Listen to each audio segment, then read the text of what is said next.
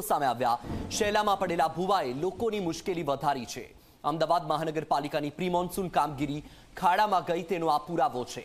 અમદાવાદ મનપાના અધિકારીઓ જુઓ આ ભૂવો ક્યાં ગઈ? અમદાવાદ મહાનગરપાલિકાની પ્રી મોન્સૂન કામગીરી આ ભૂવામાં કોઈ ખાબકશે તો કોણ આપશે જવાબ? ટેક્સના પૈસા લો છો તો સુવિધા કેમ નથી અપાતી? આ તે કેવો રસ્તો કે થોડો વધુ વરસાદ આવતા જ ધસી ગયો? અમદાવાદ મહાનગરપાલિકા કાં તો ટેક્સ લેવાનું બંધ કરો અથવા તો તમે જવાબદારી લેવાનું શરૂ કરી દો। જે અધિકારીની આ વિસ્તારમાં પ્રી મોન્સૂન કામગીરીની જવાબદારી હતી તેની પાસે જવાબ માંગશો શાસકો અને તંત્ર? શું હવે લોકોએ જીવના જોખમે બહાર નીકળવાનું છે? શું અમદાવાદ રસ્તા પર નીકળતા લોકોને જીવનું જોખમ છે? શું અમદાવાદના લોકો હવે માત્ર ઘરમાં જ સલામત છે?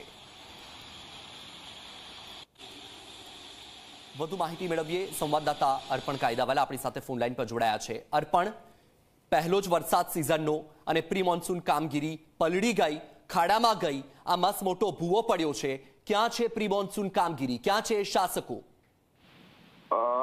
વત્સલ, પ્રી મોન્સૂન કામગીરી હવે તો શબ્દ પણ ઉપયોગ કરવો યોગ્ય નથી લાગતો, કારણ કે જે પ્રમાણેના દાવા કરવામાં આવ્યા હતા તે તમામ દાવાઓની પોલ ખોલ નાખી છે, ધજ્જા ઉડાવી દીધી છે તેમ કહી શકાય।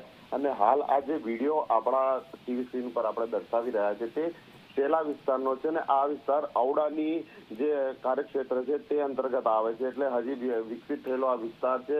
અને આપણે અઠવાડિયા પહેલા જોયું કે ભરાયેલા પાણી ડ્રેનેજની લાઈનના વિષયને લઈને લોકોએ વિરોધ કર્યો હતો, તે બાદ તંત્રના અધિકારીઓ દોડતા થયા હતા। એટલે હજી આ જે વિડીયો છે તે શેલા વિસ્તારનો છે, પરંતુ તેની વાત ન કરતા શહેર આખાની વાત કરીએ તો જે પ્રમાણે 12 થી 3 વાગ્યા સુધીનો જે સમયગાળો હતો અને તેમાં પણ ખાસ કરીને એસજી હાઈવે એટલે કે વૈષ્ણો દેવીથી લઈને થલતેજની આસપાસનો સરાઉન્ડિંગ એરિયા છે, પછી તે ગોતા હોય, science city, Sola, Jagatpur, Chandlodia, Vande Mataram, ત્રાગડ, IOC road, આવા સેંકડો વિસ્તાર એવા હતા કે જેનામાં 3 કલાકની અંદર 6 ઇંચ કરતા પણ વધુ વરસાદ વરસ્યો છે। એટલે આપણે કલ્પના કરી શકીએ છીએ કે શું પરિસ્થિતિ થઈ હશે। અને આ કુદરતની સામે મ્યુનિસિપલ કોર્પોરેશનની આખી સિસ્ટમ ક્યાંક ફેલ ગઈ હોય તેવું લાગી રહ્યું છે। તંત્રએ શરણાગતિ સ્વીકારી લીધી હતી આ સમયગાળા દરમિયાન, અને હવે ક્યાંક રાહતની વાત એ છે કે વરસાદની તીવ્રતા ઘટી છે, તે સાથે જ શહેરના માર્ગો ઉપર જે પાણી ભરાયેલા હતા તેને ઉતરવાની હાલ સમય મળ્યો છે, એટલે ધીમે ધીમે પાણી ઉતરી રહ્યા છે। પરંતુ જે દાવા હતા કે તંત્ર સંપૂર્ણ સજ્જ છે, ફલાણી કામગીરી કરવામાં આવી, ડ્રેનેજ લાઈન સાફ કરવામાં આવી, જે કેચપીટો છે તે સાફ કરવામાં આવ્યા, મેન હોલ સાફ કરવામાં આવ્યા, આ તમામ દાવાની પોલ જે છે આજે 3 થી 3.5 કલાકનો જે વરસાદ હતો આ વરસાદે તમામ દાવાની પોલ ખોલ નાખ્યું। બિલકુલથી અર્પણ, જ્યારે કામગીરી કરવાની હતી ત્યારે તંત્રના અધિકારીઓ કર્મચારીઓ ઊંઘતા રહ્યા। હવે આજે તો રવિવાર છે, તો આજે વરસાદના પાણીથી શું જાગવાના અને શું કામગીરી કરવાના? તમે તો મસ્ત રહ્યા, હવે હેરાન તો લોકોએ જ થવાનું ને?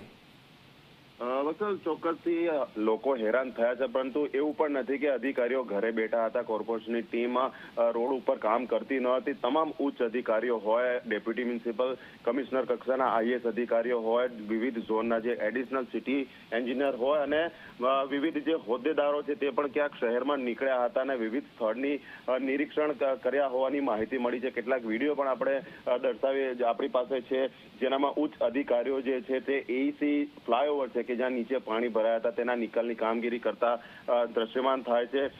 તાજેતરમાં ત્યાં નવી ડ્રેનેજ લાઈન પણ નાખવામાં આવી હતી, ખાસ વરસાદી પાણીની લાઈન નાખવામાં આવી હતી, જેના થકી નજીકમાં જ આવેલા તળાવમાં પાણીનો નિકાલ કરી શકાય। એટલે કેટલાક વિસ્તારોમાં ઉચ્ચ અધિકારીઓની હાજરી જોવા મળી હતી, પરંતુ જ્યારે અતિ ભારે વરસાદ હતો ત્યારે કહી શકાય કે કોર્પોરેશનનું તંત્ર સંપૂર્ણ આમ સ્ટક થઈ ગયું હતું। એટલે કે શું કરવું તેની સૂઝ તંત્રને નથી પડતી, કારણ કે વરસાદનું પ્રમાણ એટલું હતું અને તમામ જે લાઈનો હતી તે છલોછલ હતી, એટલે પાણી નિકાલની જે વ્યવસ્થા હતી આખી ખોરવાઈ ગઈ હતી।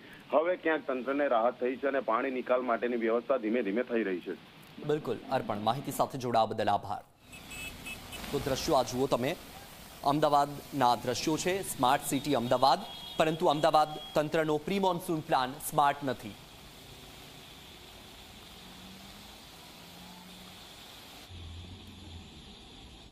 વાત કરીએ સુરતની, તો સુરતમાં વીજ વિભાગની ગંભીર